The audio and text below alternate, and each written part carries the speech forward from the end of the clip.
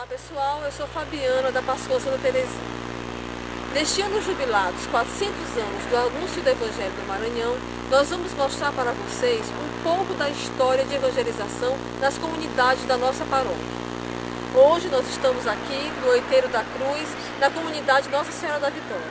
Ao meu lado está o Sr. Agnello, pessoa muito querida em toda a nossa paróquia.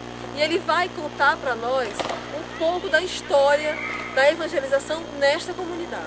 O que eu sei é uma história antes da minha presença. O que eu sei são contos que já encontrei. Agora, o que eu vivi foi de ontem para cá, da glória para cá, dos franciscanos. Só que os capuchinhos era que tomavam de conta da igreja primitiva daqui da comunidade Nossa Senhora da Vitória, no Outeiro da Cruz. A igreja, ela era feita atrás, ali, você está vendo aquela casa ali? Ali era a igreja primitiva, ela tinha 2 andares. A igreja tinha até coral, tinha piano, tinha tudo. As irmãs que vinham fazer a cantoria, o coral, eram as irmãs. Aqui na comunidade tinha uma senhora chamada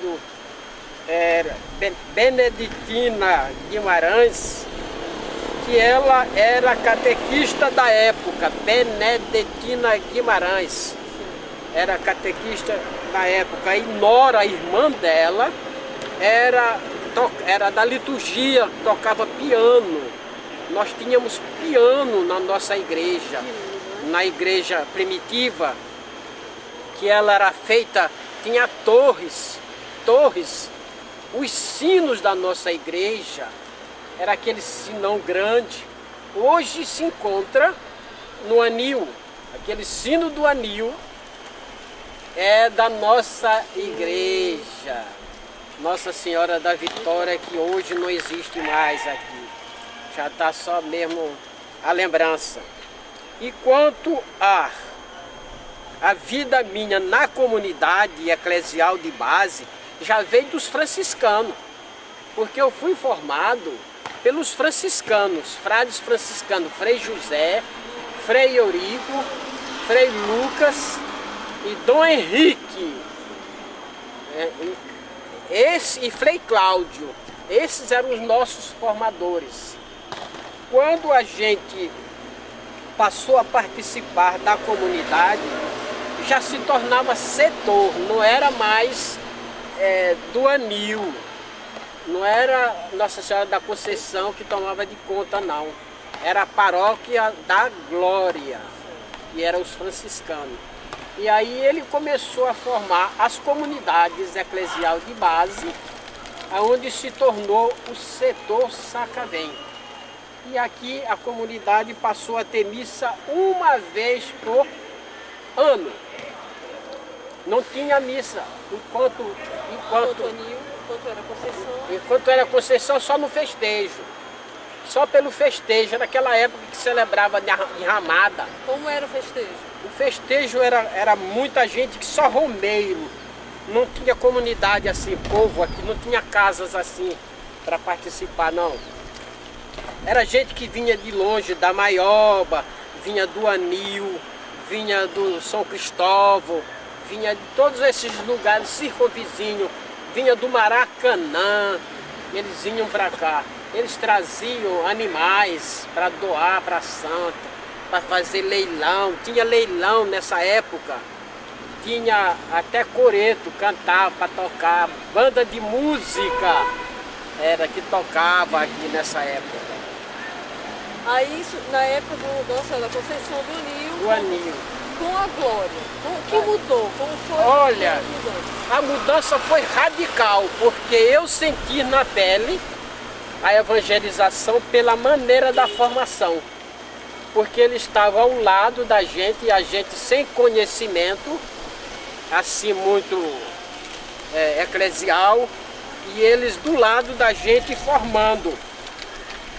A base da igreja foi formada pelos franciscanos. Pode procurar todas as comunidades existentes na paróquia. Hoje Santa Terezinha Pode procurar quem era Frei José. Aí eles vão dizer quem era Frei José, que eu peço a Deus que ele seja santo, porque ele merece, porque ele foi o sustentáculo dessa nossa igreja. Olha, Frei José andava com o povo, ele andava com o povo. A evangelização da época do Frei José dos franciscanos era tão assim eficaz, que ficava grudado na gente a palavra. Parecia que ela grudava, você ficava com aquilo, lembrando todo o tempo. Então, para mim, foi um marco que até hoje eu nunca esqueço. Eu nunca deixo de falar nesse homem. No primeiro domingo do mês, era a formação. No segundo domingo do mês, ficava-se em casa o homem, para cozinhar, ajeitar a casa, e aí a mulher participava para formar. Eles, nessas mulheres, eles fizeram curso de gestante, curso de noiva, em vários cursos assim de culinária, dessas coisas, né? Eles fizeram. E com os homens, só formação mesmo, só formação. Como se estivesse preparando para uma caminhada longa. Eclesial, exatamente, isso aí é a palavra. Depois que vocês participavam dessa formação, o que vocês faziam na comunidade? Como era esse retorno de vocês na comunidade? Era muito interessante, aí é que está a evangelização, ela eficaz. Eu considero nesse tempo a evangelização eficaz, por quê? Porque eles acompanhavam, a gente saía nas comunidades celebrando, porque não tinha padre.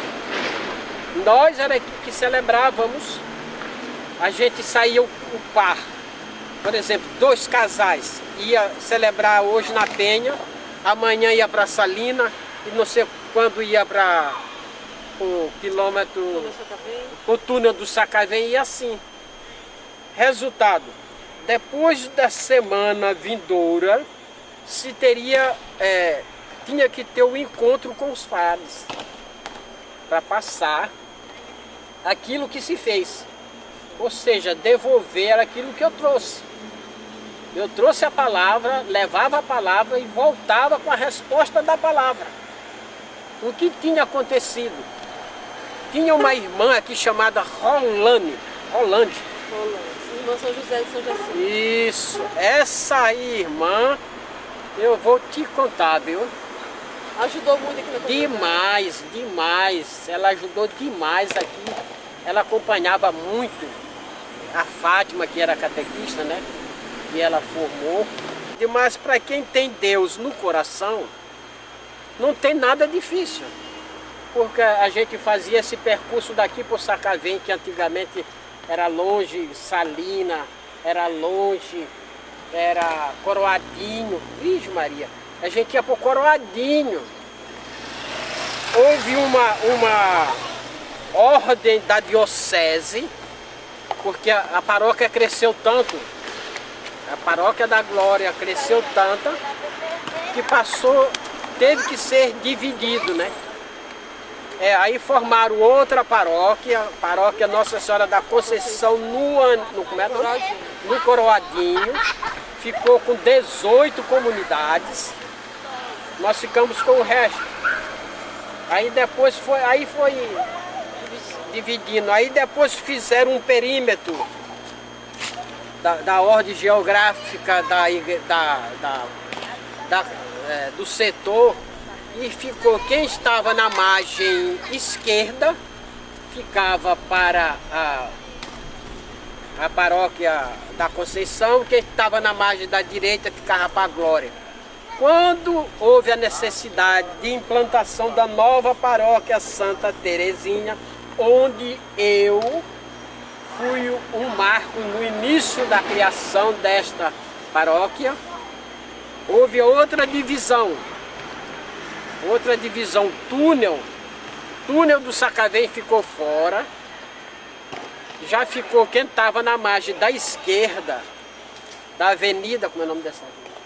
Avenida Getúlio Vargas, ficava com a Santa Terezinha. Quem estava do lado direito da avenida ficava com a Glória e com o anil que ainda não saiu, o anil não largou. Não, porque ela ficou com esse setor aqui embaixo, assim, radional. Porque ela ficou com um pedacinho, ela ficou com uma bocadazinha, né? A Igreja da Conceição ficou com a radional. Sanguinello, quando criou a paróquia Nossa Senhora da Conceição do Coroadinho, eles ficaram com o que estava da Africanos para lá. Isso, o que estava entre Africanos e a Getúlio Vargas ficou, até para lá era Glória. Isso. Né? O que estava da Africanos para lá ficou com Conceição do Coroadinho. Conceição do Coroadinho. Agora, quando já da nova paróquia nossa, Santa Terezinha, ela tomou de conta. Que ficou entre Africanos e Getúlio Vargas. Isso. Pronto, você compreendeu. Entendi. Porque isso foi a diocese que determinou.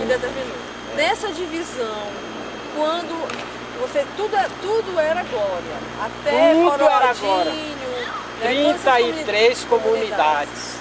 O que aconteceu depois dessa divisão? Houve abalou um pouquinho? Abalou, Fabiana. Abalou bastante mesmo.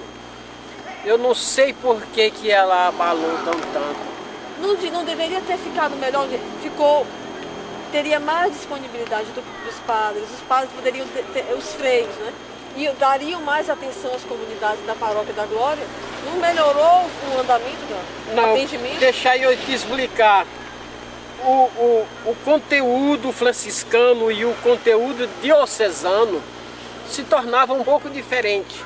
A maneira da condução. Os franciscanos, eles tinham mais tinham mais o pé no chão. Eles andavam mais de pé no chão. Eles procuravam, barafustavam a vida dos outros, dos paroquianos, para conhecer mesmo, saber o motivo que tu não foi, o motivo que fez isto, o motivo daquilo. Eles sabiam tudo.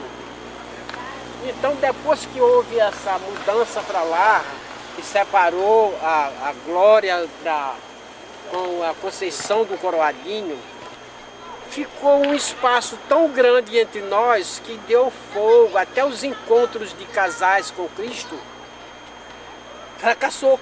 Mas já com a Santa Terezinha tomando de conta dessa fração da paróquia, que vinha remanescente da Glória, tornou levantar já com novo ensinamento, com nova catequese. As missas passaram a ser educativas, formativas. Isso foi muito importante para nós também, porque não era a mão na enxada, no cabo da enxada, era no conhecimento. Era diferente. Esse foi o único impacto que eu senti um pouco, da mão da enxada para a cabeça, com essa formação, quando entrou os diocesanos com a nova paróquia Santa Terezinha, que começou com o padre Cláudio Roberto, grande homem. E aí depois veio o Everaldo, mesmo segmento, mesmo ensinamento. Por quê? Porque eles são de uma só linhada, né? São só tem o conhecimento diocesano. Já a catequese deles é diferente. Não é mais com a mão no cabo da enxada, não. Já é aqui, ó, intelectualmente. É falado. Da formação que vocês tiveram com o Frei José, com os Frades da Glória, da formação de homens, que formavam os homens para serem multiplicadores da palavra. Sim. Nos faz recordar também um pouco do momento que vivemos hoje, do diaconato, dos diáconos que vão ser ordenados no final do ano.